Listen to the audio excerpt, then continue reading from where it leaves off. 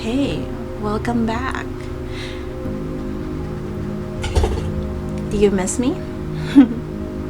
Well, welcome again on our segment when authors made bestsellers and created chismis as history. This is your host, MelKat, and today we are leaving Dante's afterlife courtroom and entering the palace hallways of historical rumors. Today's episode is about a queen, a revolution, public anger, political writing, and a quote that becomes so famous, people repeated it like a receipt. But here's the problem, the receipt is shaky, very, very shaky.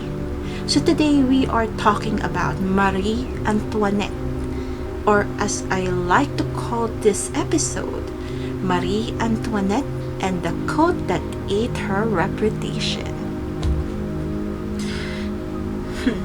So now, when people hear the name Marie Antoinette, many immediately think of one line: let them eat cake. Very dramatic, very cruel sounding, very rich person who has never seen a market inflation chart energy.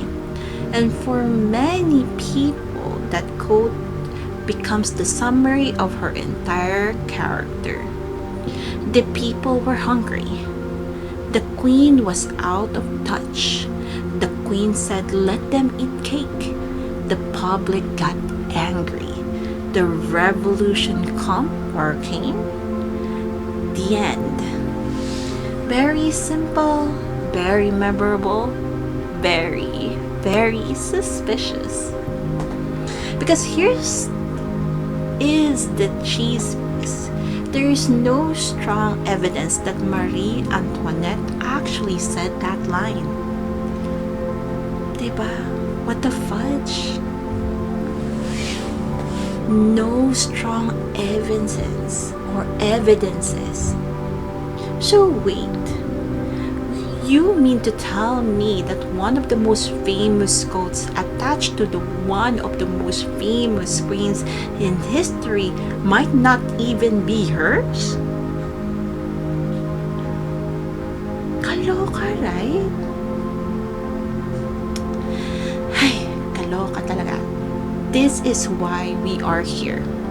Because sometimes history does not need proof to destroy a reputation. Sometimes it only needs a line people want to believe. Now let us slow down, okay? Marie Antoinette was not exactly the easiest person to defend in public memory. She was a queen of France during the time of deep inequality, hunger, death, political crisis, and public anger. So basically,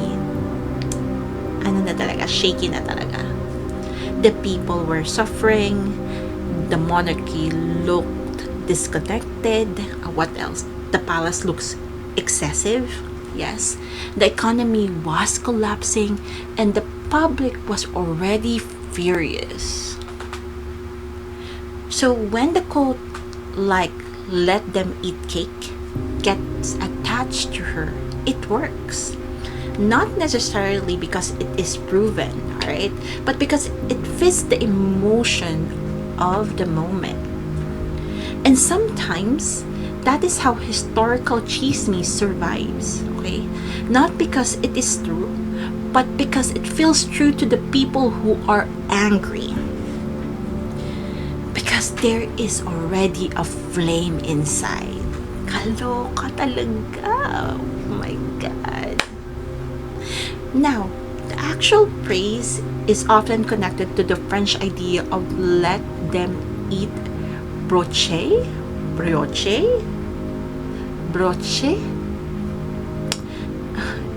Sorry, I'm not good at French. I tried. Let's move forward. Okay, so basically it's not literally the cake we imagine today, okay? But the deeper issue is not the pastry, all right? It is the symbolism. Bread meant survival. Cake or brochet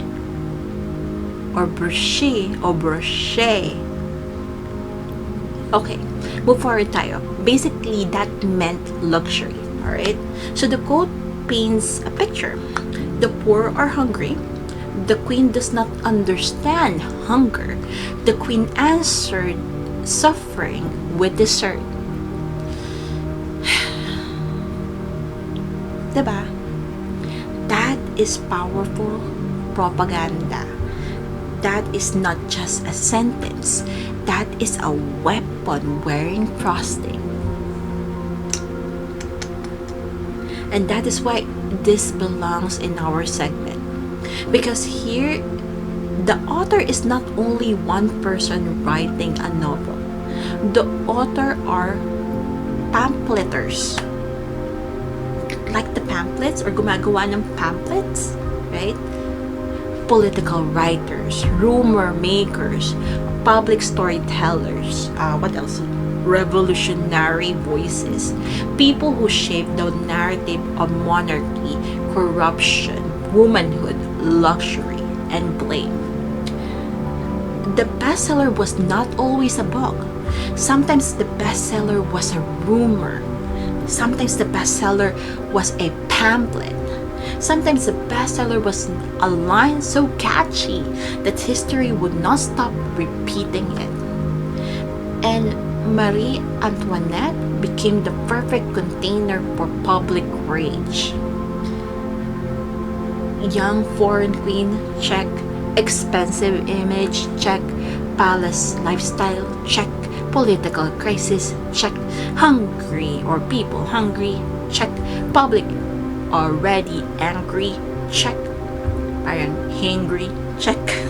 So when the quote appeared in the public imagination, it did not need to be fair, okay? It only needed to be useful. At ayan ang masakit, and that is the part that is hurtful. Because once a person becomes a symbol, people stop asking if the symbol is accurate. They just use it. Marie Antoinette becomes the symbol of royal excess, the symbol of out-of-touch leadership, the symbol of luxury while people suffer, the symbol of monarchy that would not or that could no longer read the room. And to be clear, okay, this is not me saying the monarchy had no responsibility. No. I'm not saying that. The social conditions were real. The suffering was real. The anger was real. The disconnect was really real. But the quote is not the problem. Because if she did not say it, then we had to ask, why did history need her to say it? Diba? Why did people want the line to belong to her? Why did the story become cleaner when she was made to say it? Why did one woman align sentence become the emotional shortcut for an entire system failure? Let me rephrase that again. Why did one alleged sentence become the emotional structure or shortcut for the entire system failure? Because that is the thing, right? The French monarchy did not collapse because of one woman and one dessert line. A whole political system was already failing. A whole economy structure was cracking. A whole nation was really boiling already. But what is easier to remember? Tax system, debt, class inequality, bad harvest, political crisis, international spending, court politics? Or one queen saying, let them eat cake?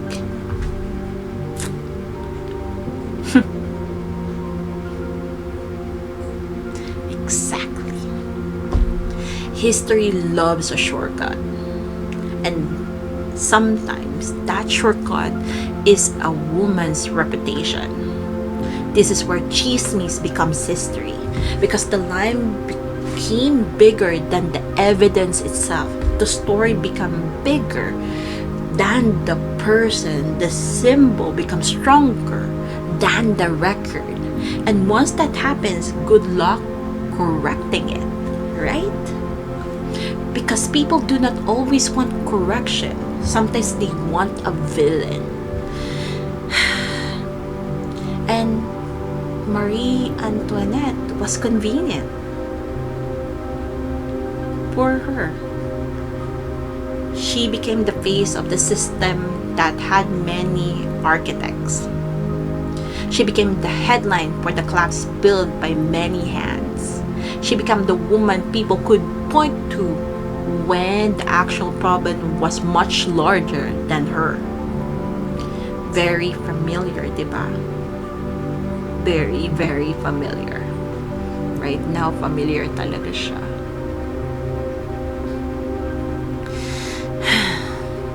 Because society does this, or because society really still does this. When a system fails, people look for a face. One woman, one celebrity, one official, one mother, one wife, o ano pa, one public figure, one quote, one mistake, one image. Then everyone says, there, that's the problem. But sometimes the face is not the whole problem. Sometimes the face is only where everyone agreed to throw the blame.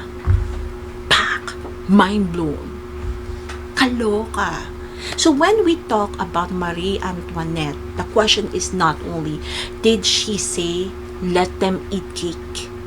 The deeper question is, why did the quote become more famous than the complexity of the crisis itself? Why? Because maybe the quote survived not because it was accurate. Maybe it survived because it was useful. Useful for anger, useful for propaganda, useful for storytelling, useful for simplifying a revolution into one cruel sentence. And that is dangerous. Very dangerous. Because when history becomes too simple, someone usually gets flattened.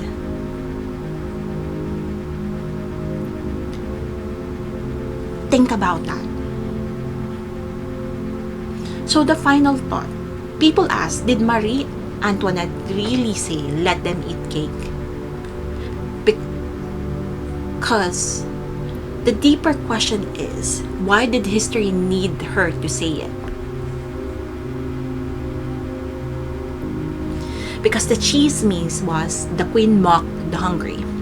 But the deeper history might be a failing system needed a face, and a catchy quote gave a public anger a target. And that, everyone, is how one sentence, probably not even hers, become one of the most powerful reputation weaponized in history. So this is episode 6 of when authors made bestsellers and created chismis as history.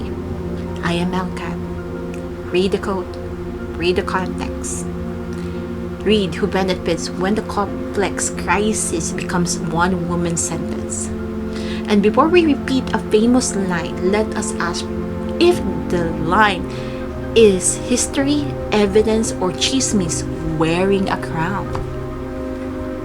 See you on the next episode. Good night, goodbye.